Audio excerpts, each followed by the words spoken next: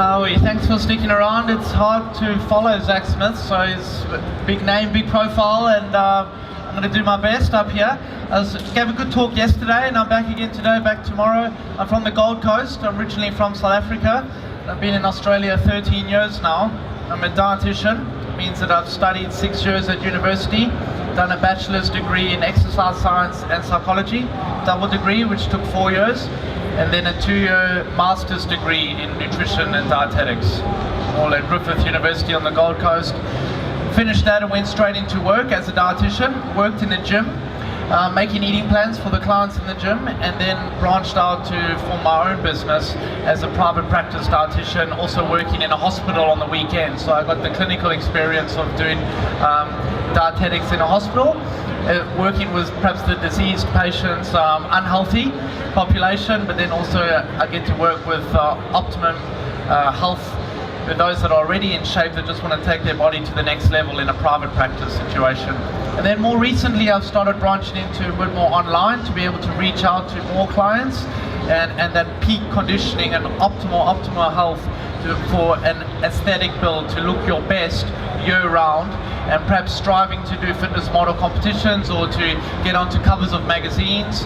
I feel like that's become a specialized area for me where I can really help people, and I've got a formula there that works to get your body into your best shape and then to be able to hold that shape year round without it feeling like it's taking over your life. Let me introduce this man over here, Joel Bushby, the Natural Transformer. A lot of you would know him already. He's been a big motivator for me. He's an online coach extraordinaire, and he's kind of motivated me to take my business to a bit more online now as well. So not only working in an office, but also online and reaching out. He's helped me a lot with the social media world. We've started collaborating together. We've brought out nutritional packages now that will help personal trainers provide nutrition advice. So at the end, come and have a photo, ask us any questions over there. I also want to just talk to you a little bit about the journey and the challenges that are out there to be able to get onto covers of magazines. It's been a big thing for me to strive all my life to get onto a cover of a magazine. And so 6 years ago I started just paging through the magazines that you pick up in news agencies, all the magazines, and looking for the who the editor is, what's the email contact, and started sending them emails with a few amateur photos. Started saying that I could write a some training tips or some nutrition tips. Can we publish that in your magazine? And it was just trial and error, sending out bulk emails to these magazines and seeing which one would get back to me. And you know, Ironman magazine were the ones that really took me on board, and struck a good chord with them, and I started getting a lot of publications in there as a nutritional advice, training advice, a few little photos, and it's really exciting that now years down the track I've got, you know, over 20 publications where I'm being a regular editorial contributor to these magazines, and it's branched out to becoming international magazines as well. Ironman in America, not only in Australia, a bunch of other magazines. Then I went on to say, but how do I actually get on the cover of your magazine now that I'm inside it as an editorial? And I knew that I had to get the right photographers on board. It meant that I needed to invest money. It meant that I needed to travel overseas and get the right photos in order to get on the cover of these magazines, and then also supply them with top quality training articles that can go with the cover. So it's been a journey, and I now have 6 covers of potentially the world's biggest magazine. So it's been a really exciting journey for me, and it's something that'll continue. I keep challenging myself to get those covers, even though the world now is becoming very much more online and media. But for me, it's still very special to have that hardcover magazine.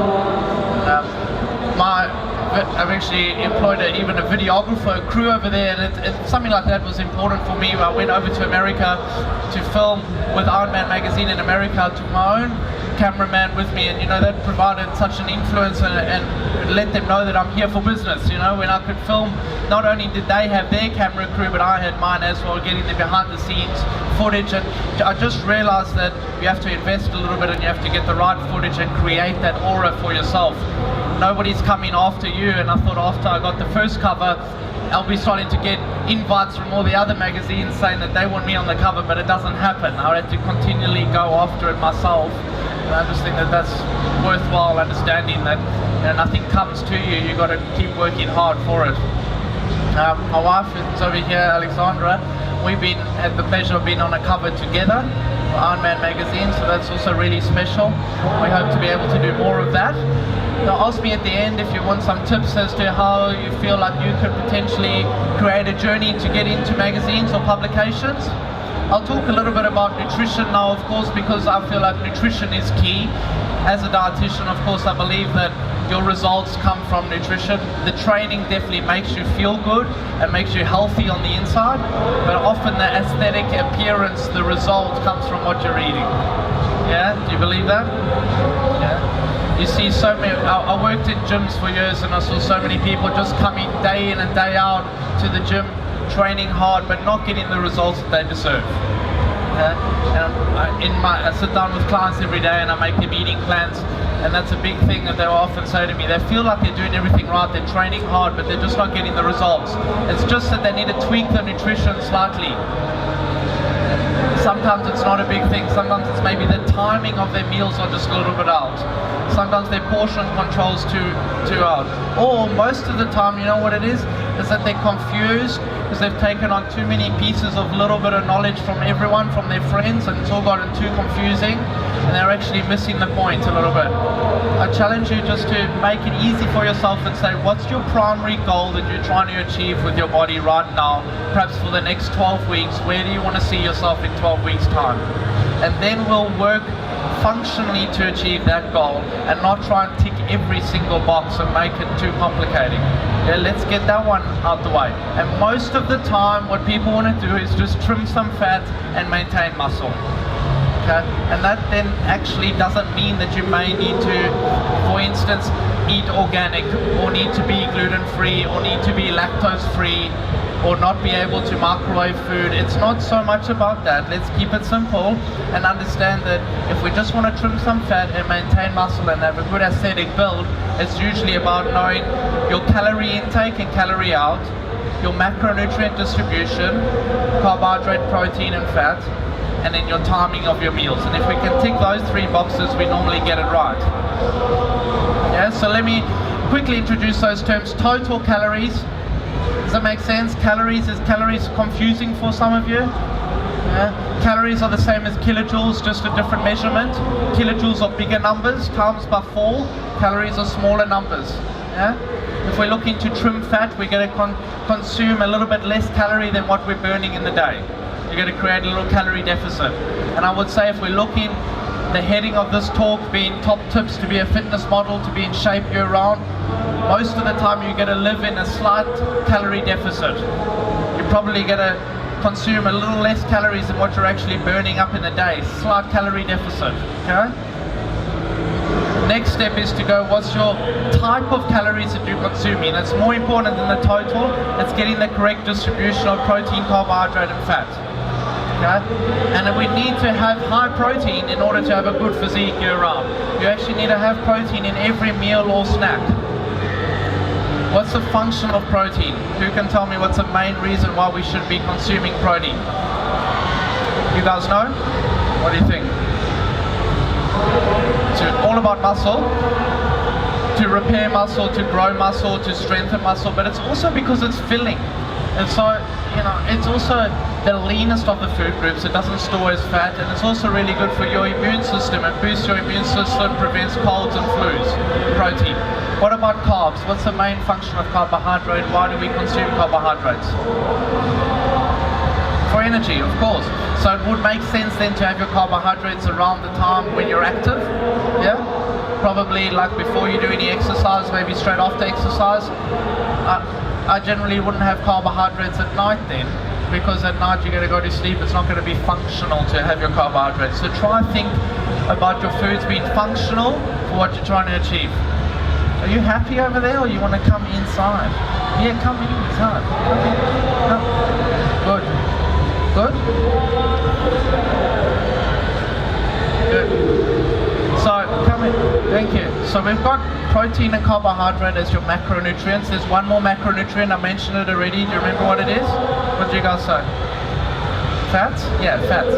Fats carry the most calories. So they're the largest contributor to your calorie intake in a day. Do you know how many calories a gram of fat carries? You know? 9. Well done. That's good. 9 calories per gram.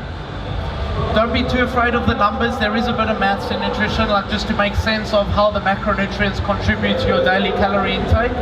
Protein carries 4 calories per gram. Carbohydrate carries 4 calories per gram, and fats carry 9. Yeah?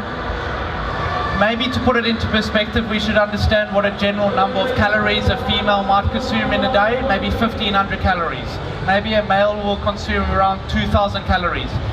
Understand that it's very specific to the individual, dependent on your goals, dependent on your gender, your exercise level, your age, genetics. But as a general number, let's work with 1,500 and 2,000 so you can get an understanding of how these macronutrients then contribute to that number. Yeah? You understand that there's some fats that are healthier, meaning that they're from plants, and some fats that are unhealthy because they're saturated in their fat, they come from animals. You understand that? The saturated fats, a typical one would be like full cream dairy or butter, or a lot of your sauces are going to be saturated. Your skin of chicken, the marbling of fat on your red meat, they simply going to block your blood vessel walls, and from a dietitian's perspective, they're not recommended. Okay, they contribute to high blood pressure, strokes, blood clotting.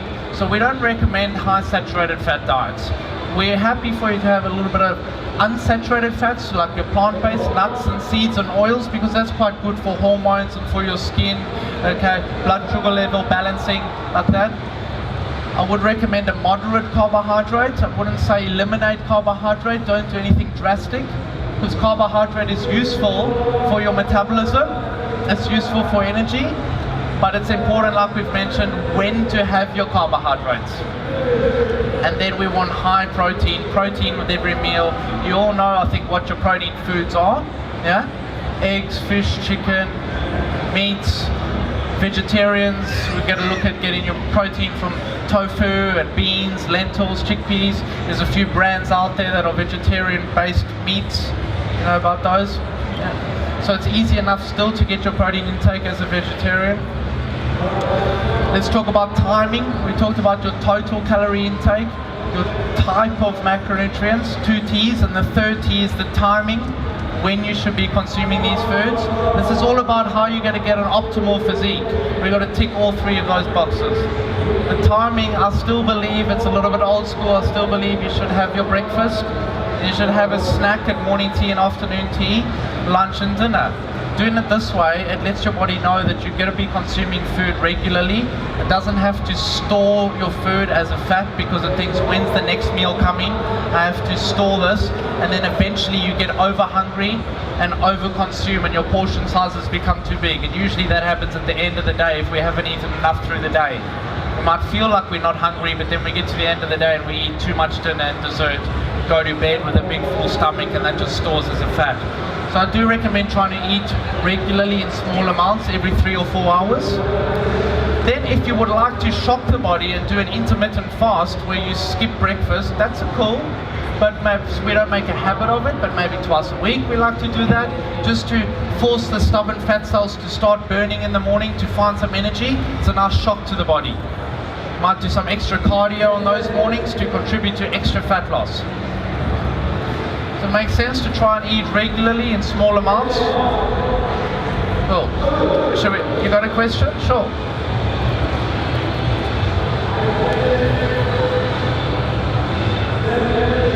Yeah, sometimes you're hungry but you're actually thirsty in reality. For sure. Maybe we can just throw up our hand and start asking questions now. That's cool. So if that's definitely true, because sometimes our mind plays tricks with us and we say that we're hungry, but you just need to quench the thirst. Very true. Should be drinking, of course, lots of water regularly through the day, maybe 3 liters through the day regularly, and you might want to think you've got to quench the thirst before you actually, and then see if you're still hungry, for sure. Okay. Does it make sense? Total calorie intake versus your total output of calories. Energy in versus energy out. Calories could be a calorie or kilojoule. Kilojoules are bigger numbers. Just like you measure distance as centimeters and meters, you measure energy as calories and kilojoules. And then you can understand that there's different types of calories. That's your macro distribution, carbohydrate, protein, fat, and then the timing. if we get those three right, it's actually a simple formula to staying in shape year round without it having to take over your life. I feel like you can still maintain a lifestyle, you can still go out with your friends and socialize, you can still have a treat meal here and there, okay? And obviously the leaner you get and the more you do this for over consistency in time, your body gets trained to get away with things a bit better. But while you're trying to get to your optimal shape, you need to be a little bit more switched on until you've reached your goal, and then your body lets you get away with things a bit more, yeah? We have fat cells in numbers of fat cells, we have volume, and then we also have, so we have quantity, and then we also have the size of them, yeah? And the number of fat cells, if we've once been overweight, unfortunately the number of fat cells will always be there, but the size of them shrink. So for us, when we stay in lean all the time, it's easier to stay lean because we're not putting on numbers of fat cells, okay? So it's harder if you've once been overweight and you're trying to lose your weight again. Your body's going to be susceptible to storing the fat quite quickly because you have more fat cells, but at least you still have the ability to shrink them. Is that cool? It's hard obviously to stay motivated, and it's hard to get this right all the time, and I want to just encourage you to set a goal, to set a long-term goal, and then so that would be an outcome goal, and then to have process goals along the way. And ways in order to do that might be like to set yourself a photo shoot or a date that when you know you want to look your best. It doesn't have to be a professional photo shoot, but maybe you just gotta be accountable to someone. You might want to employ an online coach or a dietitian or personal trainer and have a starting photo, and then say in 12 weeks time I know I'm going to have another photo, and you're going to see what you're going to look like in 12 weeks time, and then you're going to have that coach check in with you in a weekly basis to actually go, well, how are you going? Do you need some new food choices? What have you done good this week? What haven't you done good? How can I help you further? Things like that. And then listen to that sole source of information and don't get distracted by all the other information out there. It's very important.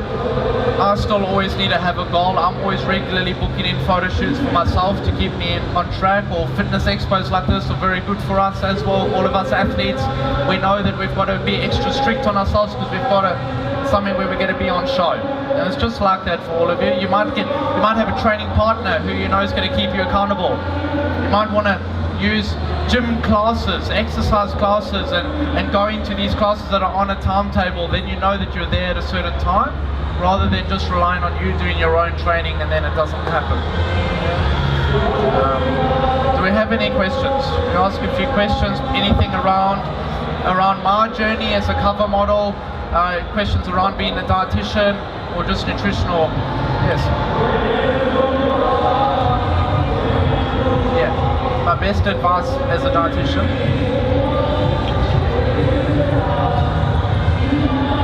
to the customers or clients that regularly do these fad diets. It's a very good question. What's your name? Marie? Well, Marie, look, it's so common that my clients come in and sit with me and they've unfortunately been following a fad diet that they've read in a magazine or that a friend's told them. And the thing is, I think it's kind of sexy for someone to follow a fad diet for some reason. And I imagine that it's fun for them to be able to sit down over a coffee with a friend and say that they're now following the soup diet or something, hey, or that they're following some sort of ketogenic diet, and I think it's just not cool enough maybe to just say that you're following a healthy eating plan. And sometimes I'm wondering, do I need to come up with some catchy term for just following a dietitian eating plan? Like, so it's sad, right? But I think people are continually trying things, and they follow it for a week and then they try another thing, and it takes time to really get a result and to change your body structure. And I think we need to be patient, and we need to dedicate ourselves to one specific healthy plan that doesn't go and eliminate a whole food group completely. We trust our body that it's meant to be able to consume a variety of foods. We were made in a way that's meant to be able to digest these foods and absorb them, and as soon as we start eliminating them, we actually create dysfunction in our digestive system, because enzymes in our body then they start stopping, and they feel like they're not necessary, so they actually we cause some sort of allergy, don't we? So anyway, I try and give the education as to why you don't need to eliminate food groups.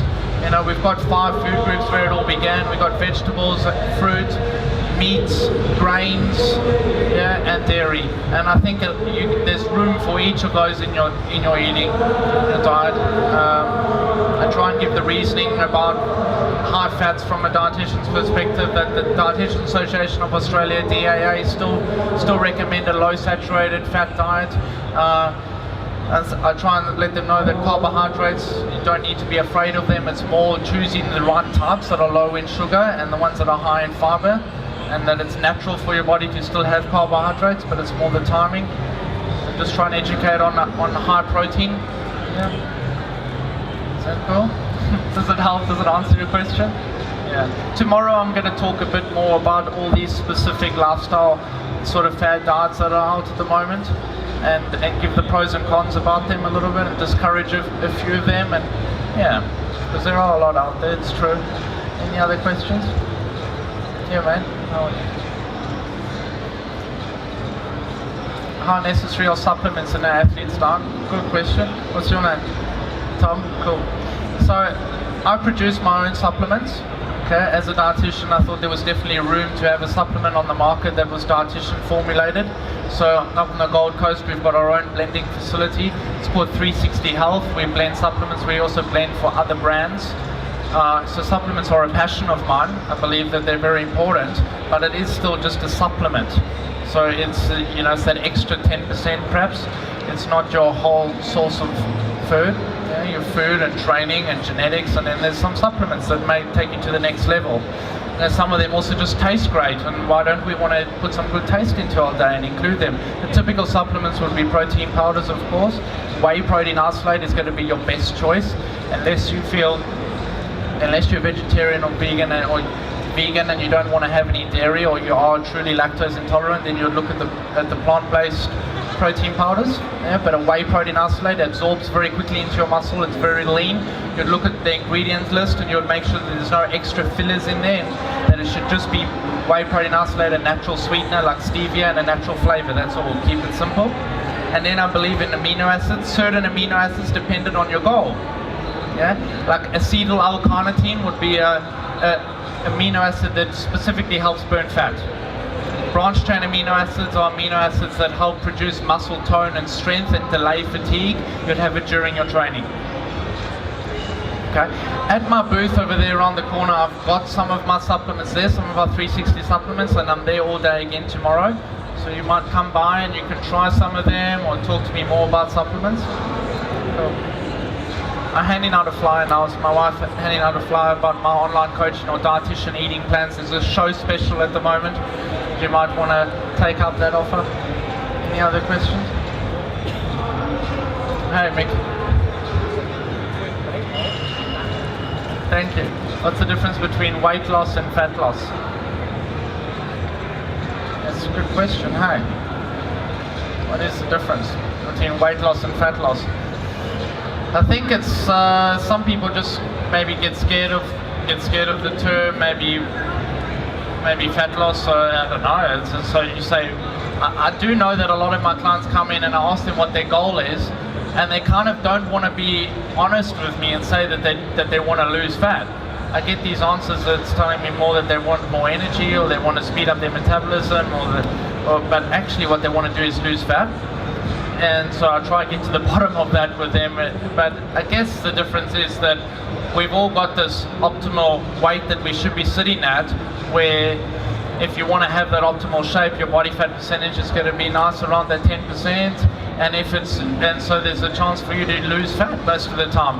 And so that's going to bring the scales down. Your overall weight is going to come down. And how's that weight going to come down? Usually by losing the fat. Yeah, and at that point often you look more muscly anyway, because your muscles are then more defined because you've lost fat. So they go hand in hand.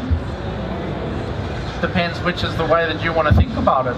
And most of the time, in order to lose weight, you've got to lose the fat. You don't want to lose the muscle. What would you say? Yeah.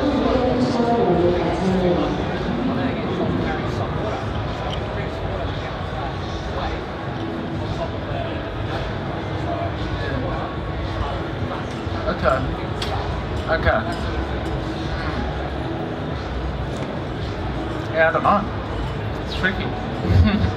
I mean, because the muscle is obviously a good thing, and she's got to look at herself in the mirror and be proud of the muscle that you got, and then maybe you need to actually do like a body fat percentage scan, like a bioscan, and actually see how much fat, kilograms of fat you're carrying, and then go, okay, well, is there room to lose a bit of actual objective fat over there? And then you work towards losing that fat and maintaining the muscle.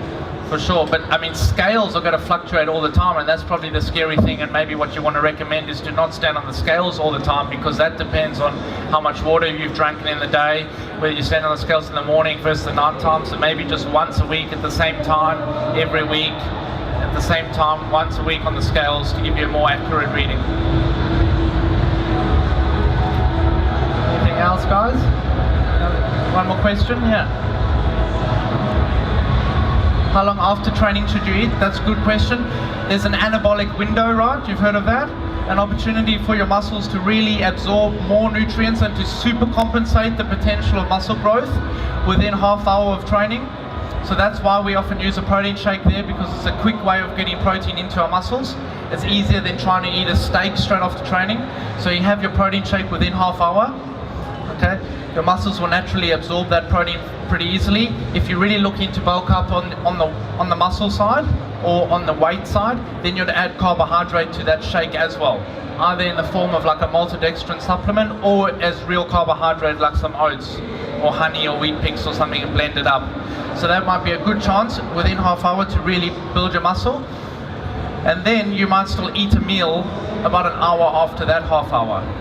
I like to do that. So within a half hour, absorb a shake, and then an hour after that, you'll have your dinner or your lunch, or if it's a snack time, yeah. Does that make sense?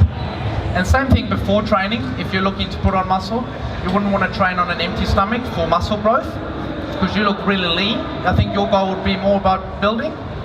So then you're going to eat a good meal about 45 minutes to an hour before your training, 50% carbohydrate, 50% protein, and you're going to hit it afterwards. A really good opportunity to grow around training.